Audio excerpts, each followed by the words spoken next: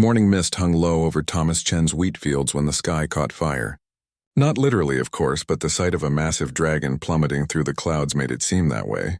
The creature's scales gleamed like molten copper as it struggled to maintain flight, its enormous wings beating frantically against the pull of gravity. Thomas dropped his coffee mug and watched it shatter on his porch steps. In his 43 years of farming on the outer rim planet of Kepler 442b, he had seen many strange things. The local wildlife was nothing like Earth's creatures. But dragons? Real actual dragons? Those were supposed to be myths from the old homeworld. The dragon crashed into his north field with a sound like thunder. The ground shook beneath Thomas's boots as he ran toward the impact site. Wheat stalks lay flattened in a perfect circle, creating a natural landing pad around the fallen beast.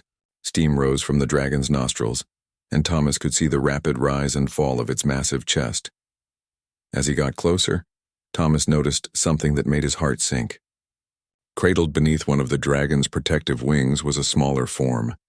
A baby dragon no bigger than a horse lay motionless against its parent's side. The little one's scales had lost their shine, appearing dull and gray. Its tiny chest barely moved with each shallow breath, the adult dragon's golden eyes fixed on Thomas as he approached. There was intelligence there, ancient and deep. The creature made no move to attack, despite Thomas being close enough to touch its snout. Instead, those wise eyes seemed to plead with him. The dragon's massive head turned slightly toward the dying youngling, then back to Thomas. "I don't know what you want me to do," Thomas said softly, feeling foolish for talking to a dragon. "I'm just a farmer." The dragon's response surprised him. It carefully lifted its wing, exposing the baby dragon completely. The little one was clearly sick, its breathing labored and irregular. Dark patches marred its silver scales, and a strange black substance oozed from between them. Thomas had seen similar symptoms before, though never on anything remotely dragon-like. During his early years on Kepler 442b, a plague had swept through the local wildlife. The native creatures had fallen ill with a mysterious disease that turned their natural defenses against them. Their own immune systems had gone haywire, attacking healthy tissue. The local veterinarian had been helpless. The planetary government had written off the affected species as lost causes. But Thomas, working alone in his barn, had developed a treatment using a combination of earth plants he had brought with him and local herbs. It had taken months of trial and error, but he had saved dozens of creatures. Looking at the baby dragon now, Thomas saw the same telltale signs. The black substance wasn't an infection from outside. It was the creature's own body turning against itself. Without treatment, the little one would be dead within hours. The adult dragon seemed to sense Thomas's recognition. It made a low rumbling sound that might have been communication. Then, to Thomas's amazement, it began to change. The massive form shimmered and contracted, scales flowing like liquid metal. Within moments, where the great dragon had been, now stood a woman. She was tall and elegant, with copper-colored hair that fell in waves past her shoulders. Her skin had a slight metallic sheen, and her eyes remained the same molten gold as the dragon's. She wore simple clothes that seemed to have appeared from nowhere. "Please," she said, her voice carrying an accent Thomas couldn't place. "You understand what ails my child. I saw it in your eyes. I am Thera of the Sky Realm, and this is my daughter Ember. She is all I have left." Thomas stared at the woman, then at the baby dragon still lying motionless in the flattened wheat. Shapeshifters weren't unheard of in the galaxy, but seeing it happen right in front of him was something else entirely. "The black substance," Thomas said, finding his voice. "It's her own immune system attacking her, isn't it?" Thera nodded, tears streaming down her face. "Our healers call it the withering death. It strikes the young of our kind without warning. Once it begins, nothing can stop it. We have lost so many children." Thomas looked back at his farmhouse, then at the dying dragon. He had spent years perfecting his treatment for the local wildlife plague. The combination of earth plants and native herbs had worked, because it targeted the specific proteins that caused immune systems to malfunction. But would it work on a dragon? "I might be able to help," Thomas said slowly. "But I need to get her to my barn, and you need to understand that I've never treated anything like her before. I can't make any promises." Thyra's golden eyes flared with hope. "Anything. I will try anything to save her." Thomas nodded toward his barn. "Can you carry her in your human form, or do you need to change back?" "I can manage," Thera said. She approached her daughter carefully, whispering words in a language that sounded like wind chimes. The baby dragon's eyes fluttered open briefly, focusing on her mother's face before closing again. Thyra lifted the small dragon with surprising ease, cradling her like a sleeping child. The little one was clearly heavier than she looked, but Thyra showed no strain as she followed Thomas toward the barn. As they walked, Thomas's mind raced through the treatment protocol. He would need to modify the dosages significantly.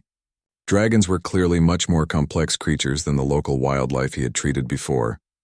One mistake could kill the child instantly, but looking at Thyra's desperate face and the dying dragon in her arms, Thomas knew he had to try. After all, wasn't that what humans did? They looked at impossible situations and found a way to make them possible. Thomas's barn had been converted into a makeshift laboratory years ago, when the wildlife plague first struck. Shelves lined the walls, filled with bottles of various sizes containing dried herbs, synthetic compounds, and carefully preserved plant extracts. A large examination table sat in the center, surrounded by monitoring equipment he had bought secondhand from the Planetary Medical Center. Thyra gently placed her daughter on the padded table. Under the bright lights, Ember's condition looked even worse. The black substance had spread further across her silver scales, creating web-like patterns that pulsed with each labored breath. Her temperature was dropping rapidly, something Thomas detected with his thermal scanner. "Tell me about your people's biology," Thomas said as he pulled on surgical gloves. "How similar are you to Earth reptiles? Do you have the same basic organ systems?" Thyra watched nervously as Thomas began his examination. "We are not like your cold-blooded creatures. Our hearts pump fire through our veins. We regulate our own temperature, like your mammals. But we are also connected to magical forces that your science might not understand." Thomas paused in his examination. Magic wasn't something he typically factored into his treatments, but he had learned to keep an open mind on this frontier world. This magical connection, could it be part of what's making her sick? "Perhaps," Thyra said. "When dragons are young, their connection to the magical realm is unstable. Sometimes their bodies cannot handle the energy flowing through them. But our healers believe the withering death is something else entirely." Thomas continued his examination, taking tissue samples from the affected areas. Under his microscope, he could see the cellular breakdown happening in real time. Ember's immune cells were attacking her healthy tissue with frightening efficiency. It was exactly like the wildlife plague, but accelerated. "I need to work fast," Thomas said. "Her immune system is in complete overdrive. If I don't get it under control soon, the damage will be irreversible." He moved to his chemistry station and began mixing compounds. The base formula was the same one he had developed for the local creatures, but he needed to adjust it for Ember's much more complex biology. Dragons, it seemed, had immune systems that were far more sophisticated than anything he had dealt with before. "Why did you come to my farm?" Thomas asked as he worked. "Surely there are better equipped medical facilities in the city." Thyra shook her head. "We tried the city first. Their doctors took one look at Ember and said they couldn't help. They had never seen dragon biology before and were afraid to attempt treatment. Then someone mentioned a human farmer who had saved the local wildlife during the plague years ago." Thomas looked up from his mixing. "Someone remembered that?" "Word of your success spread beyond just the farming community," Thyra said. "There are creatures in the wild forests who owe their lives to your treatments. When desperate parents have nowhere else to turn, they remember stories of the human who performs miracles." Thomas felt the weight of that responsibility settle on his shoulders. He wasn't a miracle worker, just a stubborn farmer who refused to accept that problems couldn't be solved. But right now, with a dying dragon child on his table, he needed to be more than that. The first injection was the riskiest. Thomas had calculated the dosage based on Ember's body weight and what he could guess about dragon metabolism. Too little, and it wouldn't work. Too much, and it could kill her faster than the disease. This might hurt her, Thomas warned as he prepared the syringe. Thyra placed a gentle hand on her daughter's head. "Do what you must." Thomas administered the injection directly into Ember's bloodstream. For a moment, nothing happened. Then the baby dragon's eyes snapped open, glowing with inner fire. She let out a weak cry that sounded like wind through mountain peaks. Good, Thomas said, monitoring her vital signs.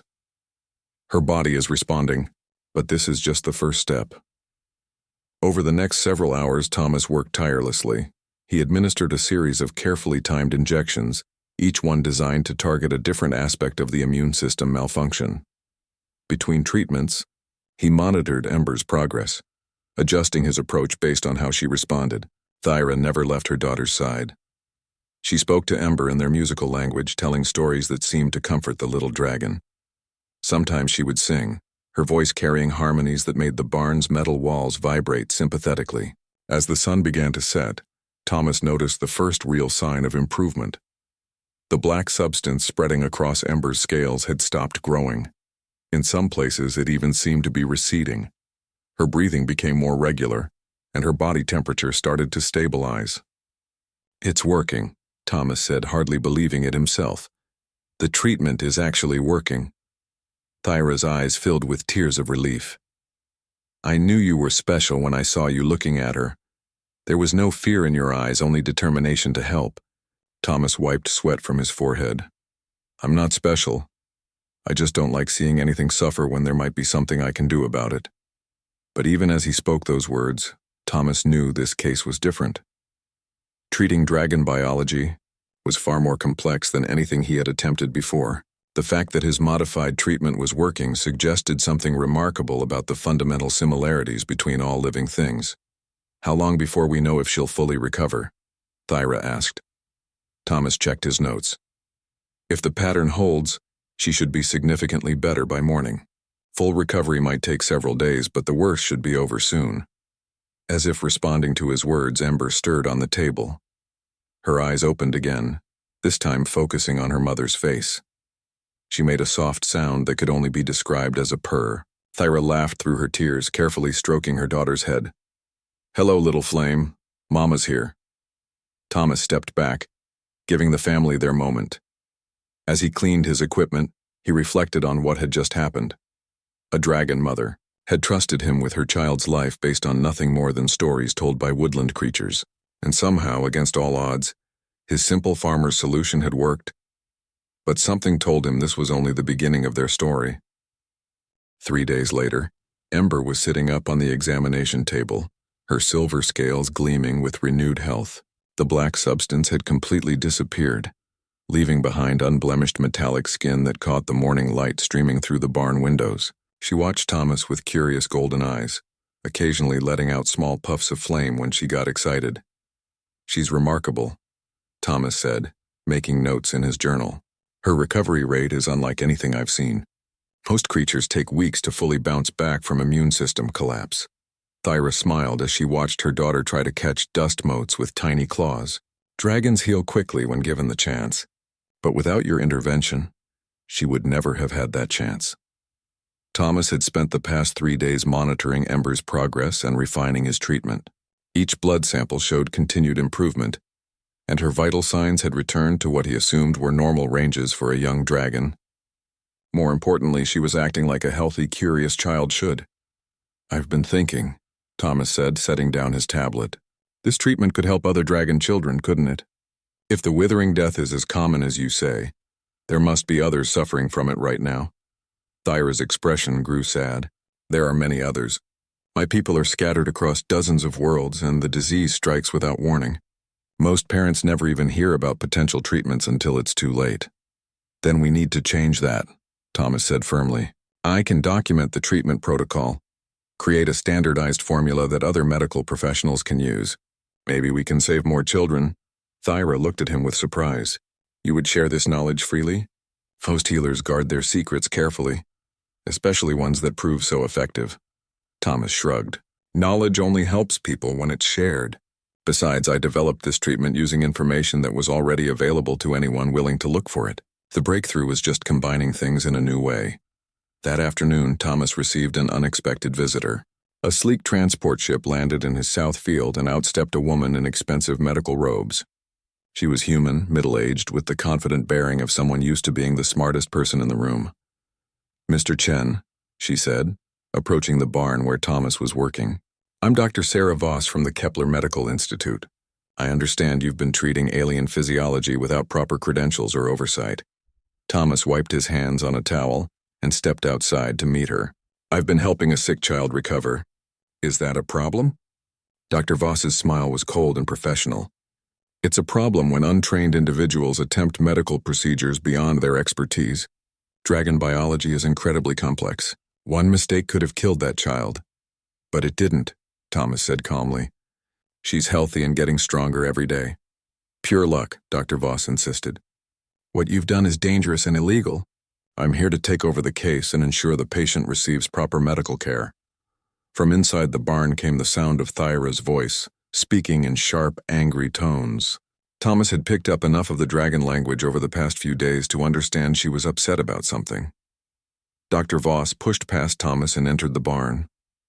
She stopped short when she saw Thyra in her human form, holding a perfectly healthy Ember who was now about the size of a large dog and playfully breathing small flames. Impossible, Dr. Voss whispered. Our models predicted that level of immune system collapse would be fatal within hours. Your models were wrong, Thyra said, her golden eyes flashing dangerously. This human saved my daughter's life when your institute declared her condition hopeless. Dr. Voss pulled out a tablet and began taking readings from Ember with various scanners. The treatment worked, yes, but it was reckless. Mr. Chen had no way of knowing if his medications would interact properly with dragon metabolism. He could have caused organ failure, neurological damage, or worse. Thomas watched as the doctor ran test after test on Ember, who tolerated the examination with remarkable patience. But I didn't cause any of those things. I studied her biology carefully before administering any treatment. With what equipment? Dr. Voss demanded. Your barn laboratory is primitive compared to our facilities. How could you possibly have conducted proper analysis? Thomas walked over to his workstation and picked up a thick notebook filled with handwritten observations, sketches, and calculations. I used my eyes, my experience, and careful observation. Sometimes the simplest tools are the most effective. Dr. Voss flipped through the notebook, her expression changing from skepticism to surprise. These observations are incredibly detailed. You documented cellular behavior patterns that we've never managed to capture in our laboratory settings. That's because I wasn't trying to fit her into a predetermined category, Thomas explained. I treated her as a unique individual and adjusted my approach based on how she responded.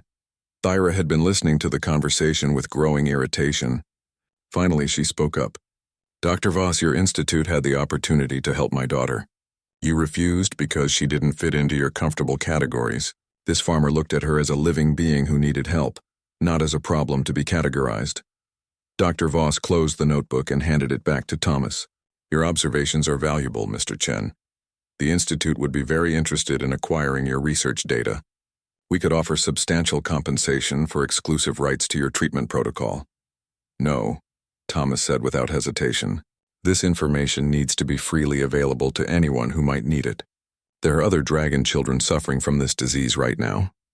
You don't understand the complexities of medical research, Dr. Voss said. Proper clinical trials, safety protocols, regulatory approval. These things take time, but they ensure treatments are safe and effective. Ember, who had been quietly listening to the adult conversation, suddenly chirped and breathed a small puff of flame that singed the hem of Dr. Voss's robe. The doctor jumped back in alarm. Thyra laughed. She doesn't like you very much. Dragons are excellent judges of character. Thomas knelt down and offered his hand to Ember, who nuzzled against his palm with her warm snout. I think she's trying to tell us something. Maybe that sometimes the best medicine is trusting someone who cares more about helping than about following rules. Dr. Voss gathered her equipment and headed for the door.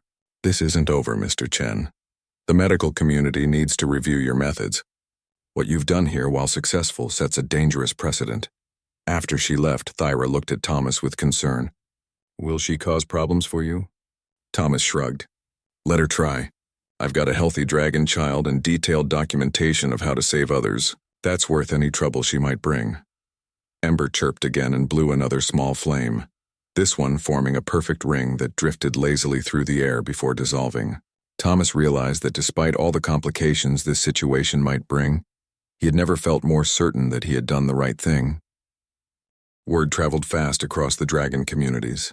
Within a week of Dr. Voss's visit, Thomas found his farm becoming a pilgrimage site for desperate parents.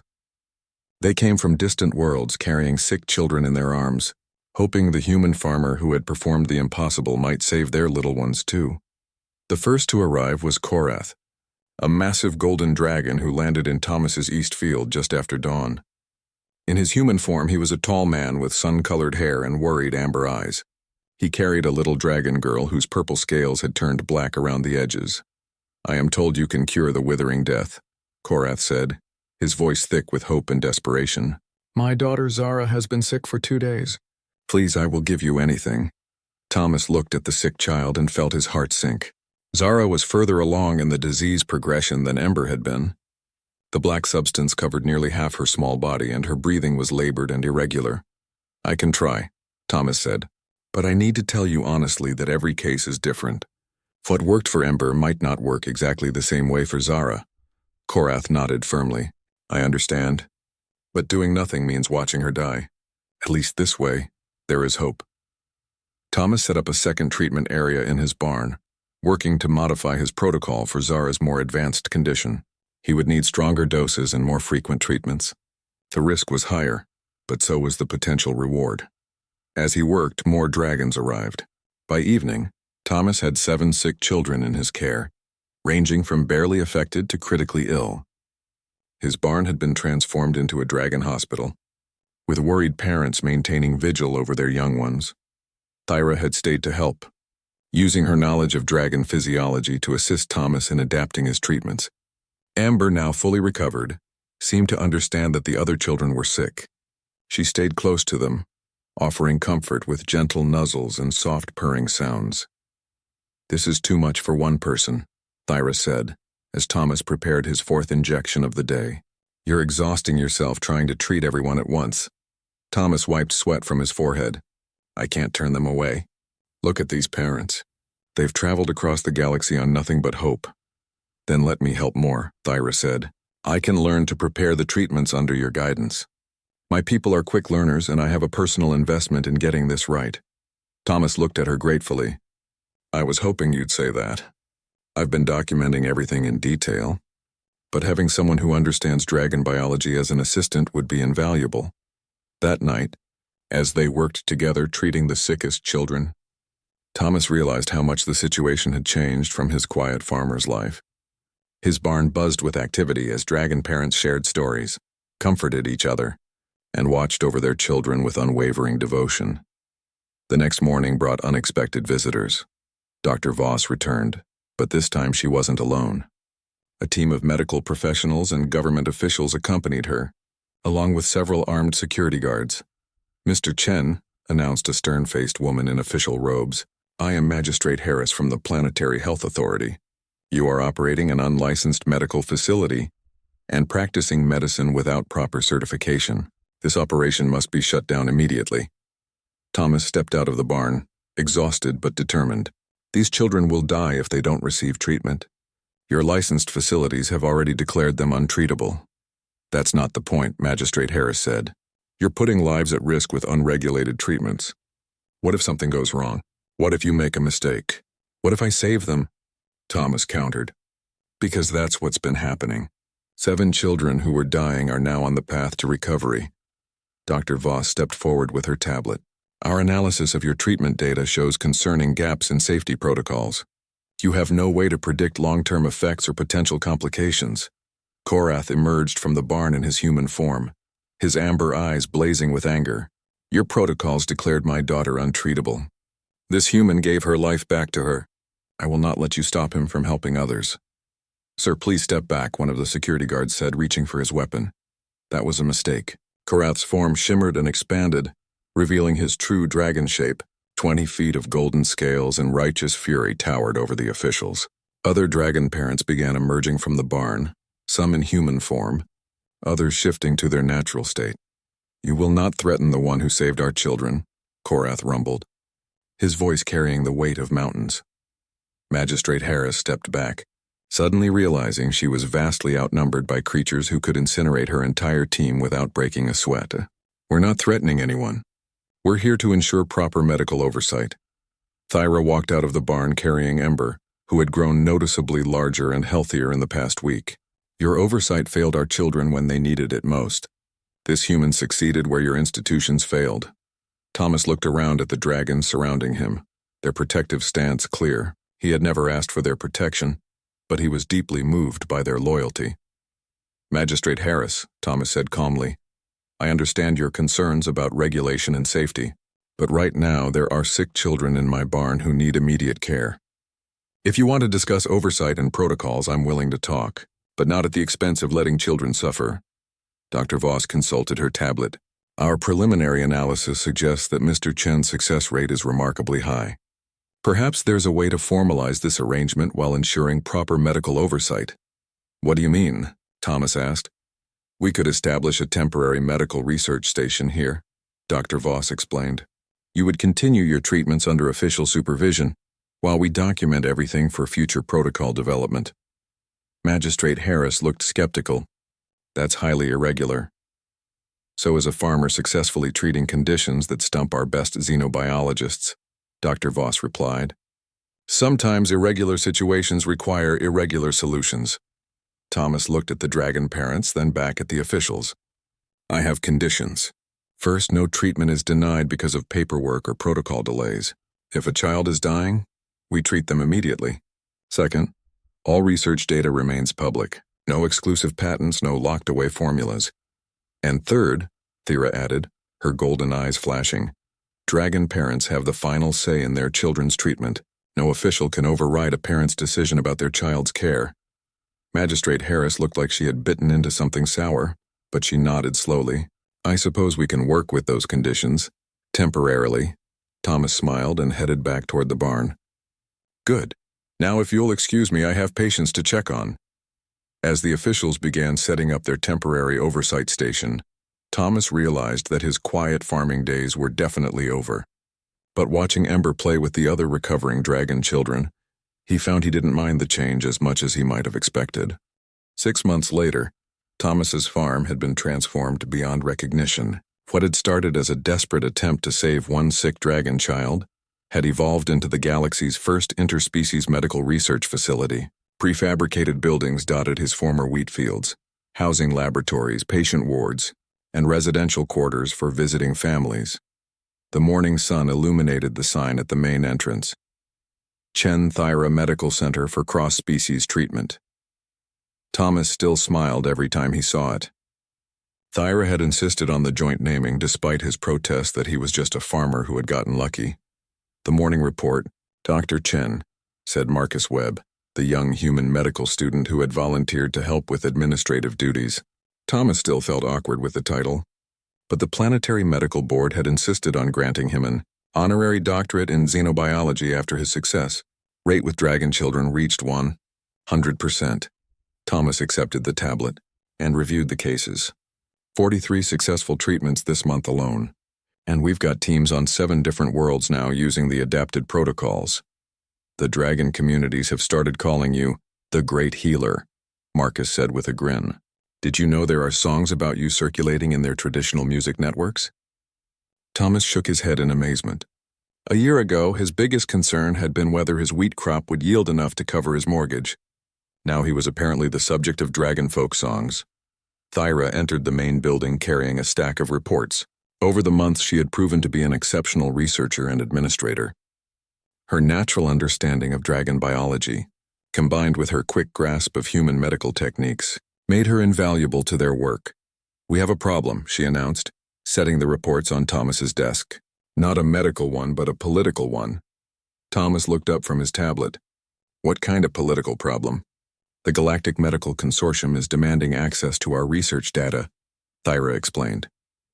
They're threatening to have our funding cut and our medical certifications revoked if we don't comply with their oversight requirements. But we're already sharing all our research publicly, Thomas said. Everything is available through the open medical database. That's not what they want, Marcus said grimly. I've been monitoring their communications. They want exclusive licensing rights to the treatment protocols. They're planning to patent the procedures and charge licensing fees to anyone who wants to use them. Thomas felt anger rising in his chest. Absolutely not! The whole point of this work is to help sick children, not to make someone rich. They're arguing that proper commercialization would fund expanded research and development. Thyra said. But their real goal is obvious. They want to control who gets access to life-saving treatments.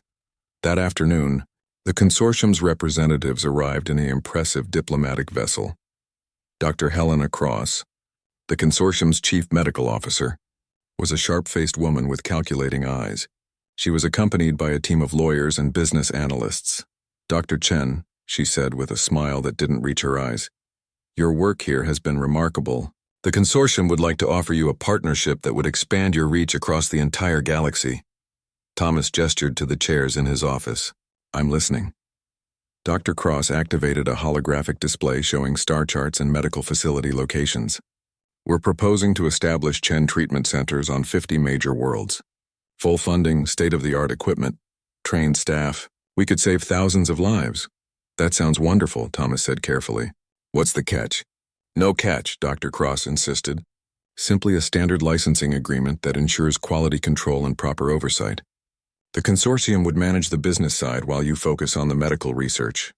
Thyra leaned forward. "And dragon parents would have to pay for treatments that are currently free?" Dr. Cross's smile faltered slightly. "There would be reasonable fees to cover operational costs. But we'd have sliding scales based on ability to pay." "Reasonable according to whom?" Thomas asked. "A desperate parent facing their child's death isn't in a position to negotiate fees." "Dr. Chen, you're thinking too small," Dr. Cross said, changing tactics. "With proper resources, we could not only treat existing cases, but develop preventive measures. We could eliminate the withering death entirely." Thomas had to admit that sounded appealing, but something about Dr. Cross's presentation felt wrong.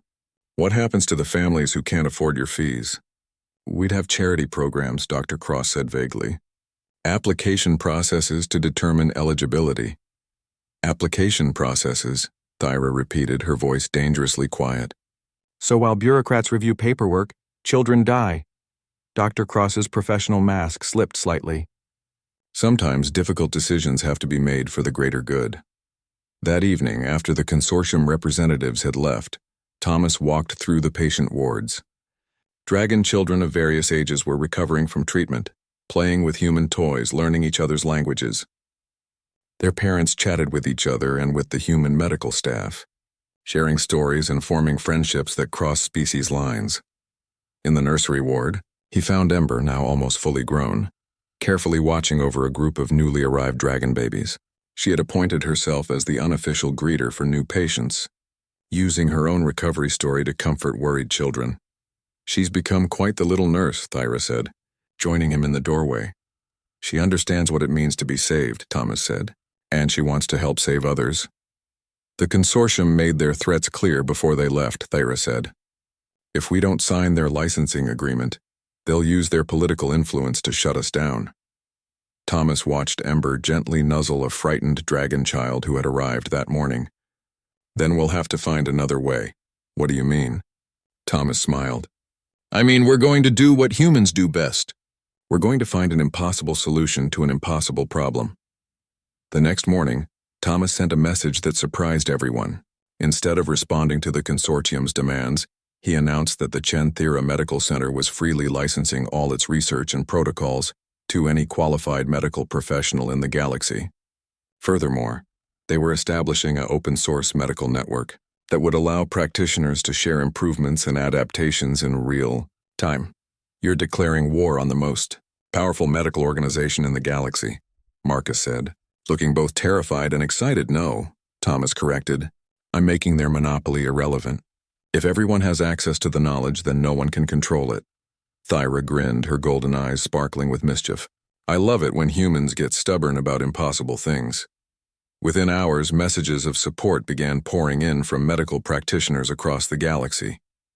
The dragon communities pledged their full support, and several planetary governments announced they were establishing their own open-source treatment centers. The real war was just beginning, but Thomas felt confident about their chances. After all, they had something the consortium didn't: the loyalty of every parent whose child they had saved, and the determination of humans who refused to let bureaucracy stand in the way of helping others. The Galactic Medical Consortium's retaliation was swift and brutal.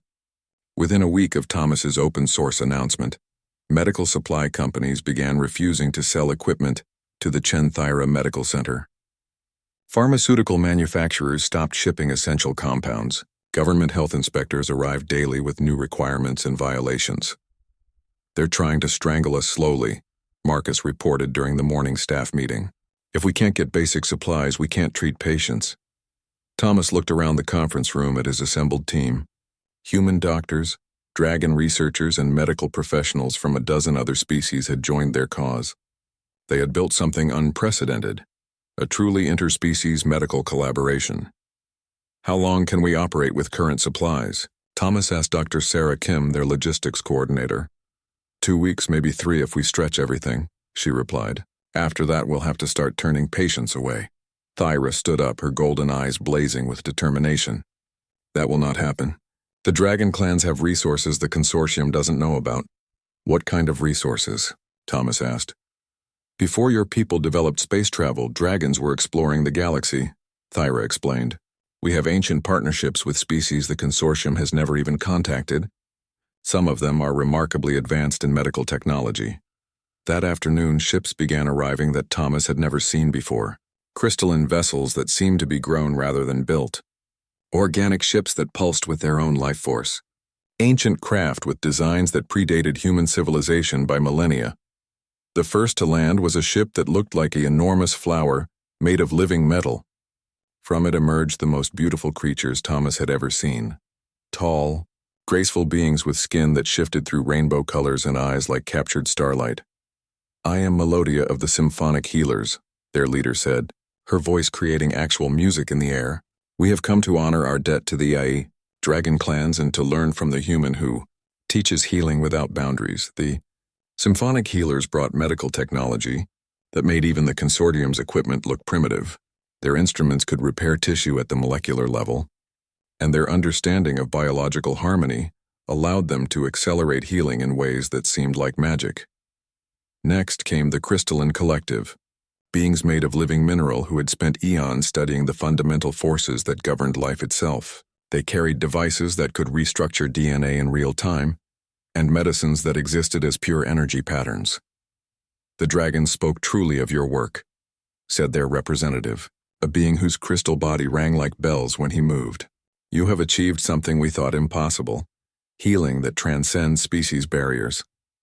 By evening, Thomas's farm looked like an intergalactic medical convention. Representatives from dozens of species had arrived, bringing equipment, supplies, and knowledge that transformed their modest facility into the most advanced medical center in the galaxy. "How is this possible?" Thomas asked Thyra as they watched a group of energy beings install a quantum healing chamber. "Why are all these species willing to help us?" "Because dragons have long memories," Thyra explained. "Over thousands of years, we've helped many civilizations through difficult times. We've never asked for repayment, but we've never forgotten the debts either. Now, when we call in those favors for a worthy cause, they answer." Dr. Cross and her consortium team returned the next day to find Thomas's facility completely transformed. Where they expected to see a struggling operation, they found a medical wonderland that made their best hospitals look outdated. "This is impossible," Dr. Cross stammered as she watched a team of symphonic healers perform a procedure that should have taken hours in mere minutes. "Where did you get this technology?" "Friends," Thomas said simply. "It turns out that when you help others without expecting anything in return, they remember that kindness." "You can't just ignore established medical protocols," Dr. Cross protested. "There are safety regulations, testing requirements, approval processes." A new voice spoke from behind them. "Whose safety regulations?" They turned to see a figure that made Dr. Cross take an involuntary step backward. The newcomer was clearly ancient, with silver scales that seemed to contain entire galaxies and eyes that held the wisdom of millennia. This was Ethon the Timeless, the eldest of all dragons and the unofficial leader of their scattered clans. "Lord Ethon," Thyra said, bowing respectfully, "you honor us with your presence."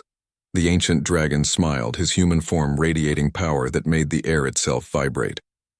"I come to see the human who has accomplished what we could not. The one who found a way to save our children." Dr. Cross tried to maintain her professional composure. "Sir, whoever you are, you must understand that medical research requires proper oversight and regulation." Ethan's smile became less warm. I understand that your consortium has declared treatments impossible, while this farmer has made them routine. I understand that you wish to profit from desperate parents while he offers help freely. What I do not understand is why you believe you have any authority here. We represent the recognized medical authority for this sector of the galaxy, Dr. Cross said, though her voice wavered slightly. Recognized by whom? Ethan asked. Your human governments? Dragons recognize no such authority. Neither do the symphonic healers, the crystalline collective, or any of the other species gathered here. Your authority extends only as far as others choose to acknowledge it. Thomas stepped forward. Dr. Cross, I want to make something clear. This isn't about rejecting proper medical oversight. It's about refusing to let bureaucracy prevent us from saving lives. If the consortium wants to work with us to establish better protocols that serve patients rather than profit margins, we're open to discussion. Dr. Cross looked around at the assembled beings, each representing civilizations far older and more advanced than human space. I need to consult with my superiors. Take all the time you need, Thomas said. We'll be here, treating patients and sharing knowledge freely with anyone who wants to learn. That night, as Thomas walked through the transformed medical facility, he marveled at how far they had come. What had started with one sick dragon child had become a galactic movement toward collaborative healing. Ember, now fully grown and serving as an official liaison between the medical staff and dragon families, found him on the observation deck. The eldest wishes to speak with you, she said, her voice carrying the musical quality of her people. Thomas found Ethan standing in the garden that had been created for recovering patients. The ancient dragon was in his true form now, massive and magnificent under the starlight. You have given my people a great gift, Ethan said, his voice like distant thunder. Not just the cure for our children's suffering, but hope that cooperation between species is possible. I just did what anyone would do, Thomas said. Ethan's laughter rumbled like an earthquake. That young human is precisely why you succeeded where others failed. You saw a sick child, not a political opportunity. You offered help, not conditions. You shared knowledge, not hoarded it. What happens next? Thomas asked. The consortium won't give up easily. Then we will show them that their way is obsolete, Ethan said. Together we will build something better than they ever imagined possible. As Thomas looked up at the stars, he realized that his simple farmer's life had led to something far greater than he had ever dreamed. They weren't just treating sick children anymore. They were proving that cooperation and compassion could overcome any obstacle. 2 years after that first desperate morning when Thyra had crashed into his wheat field, Thomas stood before the Galactic Council delivering the most important speech of his life.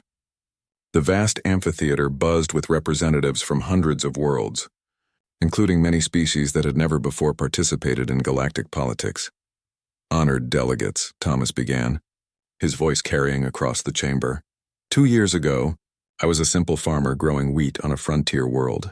Today I stand before you as living proof that the impossible becomes possible when people choose cooperation over competition.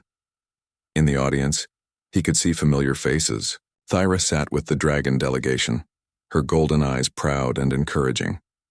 Dr. Cross was there too, representing a much-changed consortium that had been forced to adapt or become irrelevant. Most importantly, dozens of dragon children who had been saved by the open-source treatment protocols sat with their parents, healthy and vibrant. The question before this council today is simple, Thomas continued. Will we choose a future where medical knowledge is hoarded by the few or shared freely among all? Will we allow bureaucracy and profit to determine who lives and dies? Or will we commit ourselves to the principle that healing should know no boundaries? The proposal before the council was revolutionary. The establishment of the Galactic Open Medical Network, a system that would make medical knowledge freely available to all species and all worlds. It would be funded collectively by member worlds with no patents or licensing fees allowed on life-saving treatments. The opposition had been fierce. Pharmaceutical corporations, medical monopolies, and entrenched bureaucracies had fought the proposal at every step. But they were fighting against something more powerful than profit margins, the testimony of thousands of families whose children had been saved by open-source medicine. Let me tell you about Ember, Thomas said, gesturing to the young dragon in the audience. When she was dying, the established medical system declared her case hopeless. But knowledge freely shared and compassion freely given saved her life. Today, She serves as a medical liaison, helping to save other children. Her recovery wasn't just a medical success. It was proof that our differences make us stronger, not weaker. Ethan stood to address the council, his ancient presence commanding immediate attention from every delegate. Dragons have watched civilizations rise and fall for millennia. We have seen empires built on greed crumble into dust, while acts of simple kindness echo through eternity. Today we witness such an act, a human farmer who chose to help rather than profit, to share rather than hoard, to build bridges rather than walls. The symphonic healer's representative rose next, her musical voice creating harmonies that resonated through the chamber. Our people have technologies that could transform medicine across the galaxy. We have shared them freely because we learned from the human farmer that hoarded knowledge helps no one. One by one, species that had been isolated for centuries spoke in favor of the proposal. The Crystalline Collective, the Energy Weavers, the Deep Ocean Mines, and dozens of others pledged their support for a medical network based on cooperation rather than control. The debate lasted for hours, but the outcome was never really in doubt. When the final vote was called, the Galactic Open Medical Network was approved by an overwhelming margin. Medical knowledge would belong to all, not to the few. As delegates filed out of the chamber, Dr. Cross approached Thomas. Over the past 2 years, she had become an unlikely ally, helping to reform the consortium from within. "You've changed everything," she said. "Medical research, galactic politics, interspecies relations. I hope you realize the magnitude of what you've accomplished." Thomas shook his head. "I didn't accomplish this alone. It took thousands of people choosing to work together instead of against each other." Thyra joined them, carrying Ember, who was now small enough to ride on her shoulder in her juvenile form. "The council wants to offer you the position of director of the new network," she said. "Will you accept?"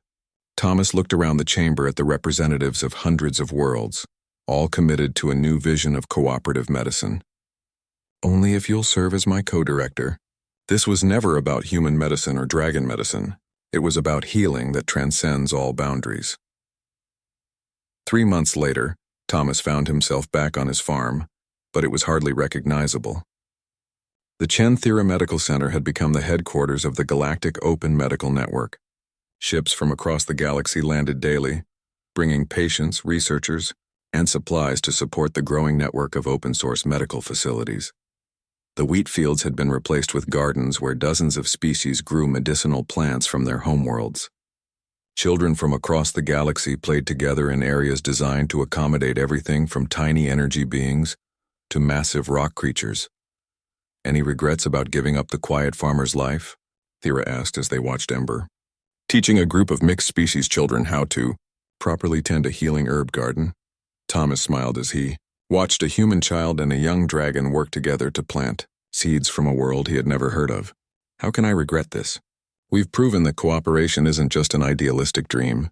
It's the most practical approach to solving impossible problems." A communication alert chimed on his tablet. Thomas checked the message and grinned. Treatment protocols developed here have now been successfully adapted for 47 different species across 200 worlds. The mortality rate for previously incurable childhood diseases has dropped by 93%. "And the withering death?" Thyra asked. "Completely eliminated among dragon populations," Thomas said. "No dragon child has died from immune system collapse in over 18 months. Ember chirped happily from the garden, where she was showing a group of alien children how to properly water seedlings without drowning them. Her recovery had been the catalyst for everything that followed, but she was no longer unique. Thousands of children who should have died were now healthy, happy, and contributing to a galaxy that was learning to see differences as strengths rather than barriers. As the sun set over the transformed farm, Thomas reflected on the journey that had brought them here. It had started with a simple choice. When faced with a dying child, he had chosen to help rather than turn away. That single decision had rippled outward, changing not just one life but the entire galaxy's approach to medicine and cooperation. "The impossible becomes possible," Thomas murmured, watching Ember and her young friends plan tomorrow's gardening projects. "What did you say?" Thyra asked. Thomas smiled. "Just thinking about human stubbornness. We have this annoying habit of refusing to accept that problems can't be solved." "Lucky for the rest of us," Thyra said, her golden eyes reflecting the light of the setting sun. In the garden, Ember breathed a small flame that formed the shape of a heart before dissolving into sparkles. It was her way of saying thank you to the quiet human farmer who had stepped in and done the impossible, saving not just her life but opening a path to a better future for everyone. The galaxy was learning what Thomas had always known. Sometimes the most revolutionary act is simply choosing to help when help is needed.